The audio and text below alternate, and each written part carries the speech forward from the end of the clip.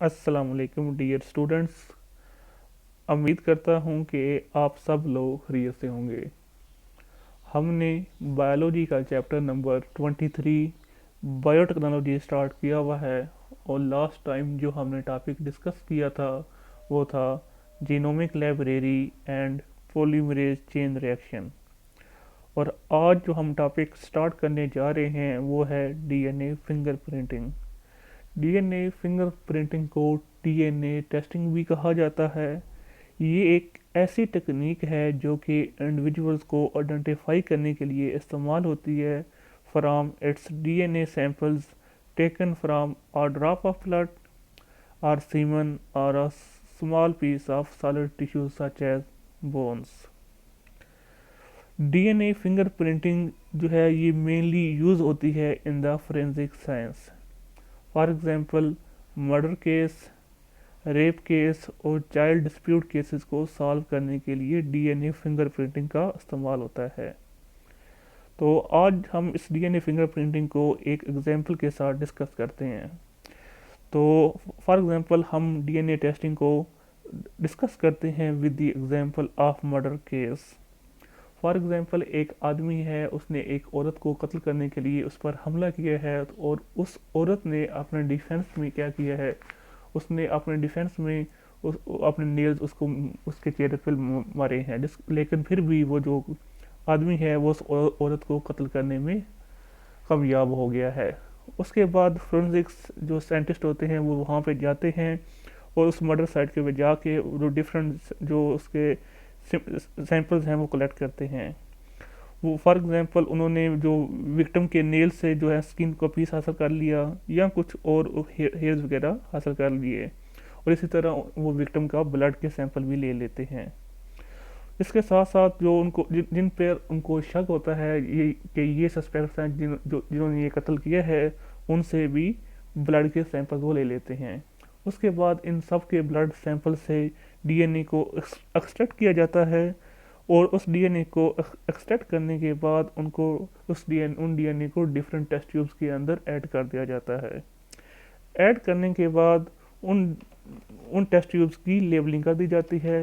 Like suspect one है तो उसको S1, S2, S3, इसी तरह मर्डर जो है विक्टिम है उसको V से रिप्रेजेंट कर दिया जाता है।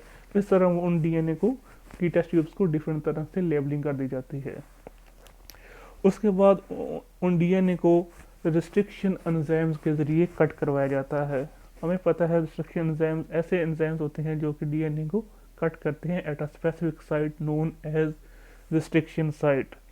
तो जब ये रिस्ट्रिक्शन एंजाइम उन डीएनए को कट करते हैं तो डिफरेंट लेंथ और नंबर के फ्रेगमेंट्स बन जाते हैं जिनको हम बोलते हैं रिस्ट्रिक्शन फ्रेगमेंट लेंथ पॉलीमॉर्फिज्म, या हम शॉर्ट वर्ड में RFLP भी लिखते हैं।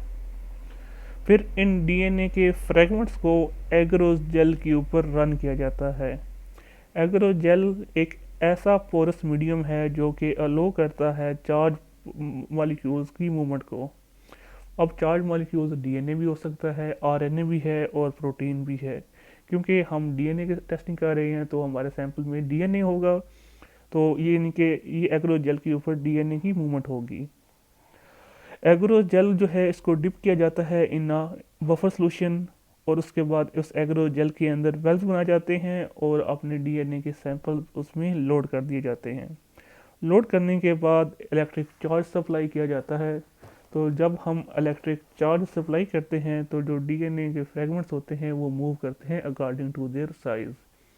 जो स्मॉलर फ्रेगमेंट्स हैं वो ज़्यादा तेज़ी से मूव करते हैं और वो आगे की तरफ पहुंच जाते हैं, और जो लार्जर फ्रेगमेंट्स हैं वो ज़रा स्लोली मूव करते हैं और वो पीछे रह जाते हैं। तो इस तरह एग्रोजेल के ऊपर जो फ्रेगमेंट्स हैं वो डीएनए के वो सेपरेट हो जाते हैं। नेक्स्ट स्टेप में हम क्या करते हैं, इन डीएनए के फ्रेगमेंट्स को की ब्लाटिंग करते हैं। ब्लाटिंग से मुराद ये है कि इनको हम किसी भी नेट्रोसेलुलर मेम्ब्रेन के ऊपर शिफ्ट कर देते हैं। अब नेट्रोसेलुलर मेम्ब्रेन के ऊपर भी चार्ज होता है तो जिसकी वजह से ये इसके ऊपर इजीली शिफ्ट हो जाते हैं। उसके बाद इस नेट्रोसेलुलर मेम्ब्रेन के ऊपर जो है एक प्रोब जो है वो ऐड की जाती है।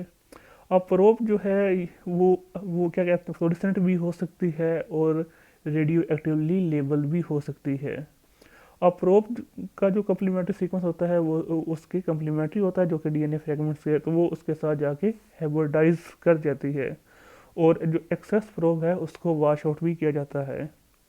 उसके बाद एक एक्सरे फिल्म डेवलप की जाती है, और जो लोकेशन है रेडियो एक्टिव फ्रेगमेंट्स की वो डिटर्मन की जाती है बाई ऑटो रेडियोग्राफी से। तो इस तरह डिफरेंट बैंड्स बन जाते हैं, जो कि उसके बाद उन बैंड्स को कंपेयर किया जाता है, और जिस सस्पेक्ट का बैंड जो उस सैंपल से मैच कर जाए जो कि उस मर्डर साइट से ऑब्टेन किए गए थे, तो वो कहा जाता है कि ये असल में बेसिकली एक मर्डर है।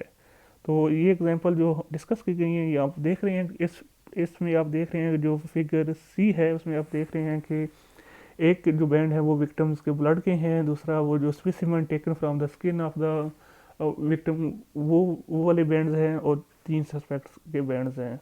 तो आप देख रहे हैं कि इस फिगर के अंदर जो सस्पेक्ट 1 है उसके जो बैंड्स हैं वो मैच कर रहे हैं with the specimen taken from the skin of the at the murder site. तो आप कह सकते हैं जो कि सस्पेक्ट 1 जो है वो मर्डर है, जबकि बाकी 2 जो हैं वो बेकसूर हैं। इसी तरह जो हम सब के जो अब फिगर 1 को देखें तो हम देख रहे हैं कि हम सब के जो रिस्ट्रिक्शन फ्रेगमेंट लेंथ पॉलीमॉर्फिज्म जो हैं वो एक दूसरे से सेपरेट होते हैं, सिवाय एक चाइल्ड के जो उसके माँ बाप से मिलते होते हैं। इस स्पेस पर हम जो चाइल्ड डिस्प्यूट केसेस हैं उनको भी सॉल्व करते होते हैं। एक चाइल्ड जो है उसको डीएनए मिलता है from both of his parents, father से भी उसको डीएनए मिलता है और मदर से भी उसको डीएनए मिलता है। तो एरो इस चीज़ को इंडिकेट कर रहे हैं फिगर ए के अंदर कि कुछ बैंड जो हैं वो उसके फादर की तरह हैं, और कुछ बैंड जो हैं उसके मदर की तरह हैं। लेकिन कुछ बैंड जो होते हैं वो यूनिक भी हो सकते हैं उसमें जो कि उसके पेरेंट्स से मैच नहीं करते। तो इसको हम बेसिकली यूज़ करते हैं चाइल्ड डिस्प्यूट केसेस को सॉल्व करने के लिए भी। अगर हम फिगर 2 में देखें तो उसमें एक केस है जो शो किया गया है एक डिस्प्यूटेड पेरेंटहुड का। इसमें 2 पर्सन जो हैं F1 और F2 वो ये क्लेम कर रहे हैं कि जो चाइल्ड है सी है वो उनके बाप हैं, लेकिन और उसके बाद उसकी मदर के जो फिंगरप्रिंट्स है वो भी लिए जाते हैं, और उसके बाद उन जो पेरेंट्स हैं उन दोनों के भी फिंगरप्रिंट्स आपस में मैच किए जाते हैं। उसके बाद हम देख रहे हैं जो F2 है उसके जो बैंड्स हैं वो मैच कर रहे हैं उस बच्चे के साथ। तो हम कह देते हैं कि F2 जो है वो रियल फादर है, और F1 जो है वो रियल फादर नहीं है, क्योंकि एरो इस चीज़ की इंडिकेशन है कि जो F2 है वो उसका फादर है ना कि F1। तो इस तरह डीएनए फिंगरप्रिंटिंग से हम डिफरेंट केसेस जो हैं उनको भी सॉल्व किया कर सकते हैं। तो यानी कि डीएनए फिंगरप्रिंटिंग का बड़ा इंपॉर्टेंट रोल है इन द फोरेंसिक साइंस। तो हम आप जैसे लोग फर्दर फोरेंसिक साइंस के अंदर काम कर सकते हैं, और फर्दर इसको हम यूटिलाइज कर सकते हैं। उम्मीद है आपको इस लेक्चर की समझ आई होगी। इंशाल्लाह नेक्स्ट लेक्चर के अंदर हम डीएनए सीक्वेंसिंग और ह्यूमन जीनोम प्रोजेक्ट को डिस्कस करेंगे। तब तक के लिए अल्लाह हाफिज़।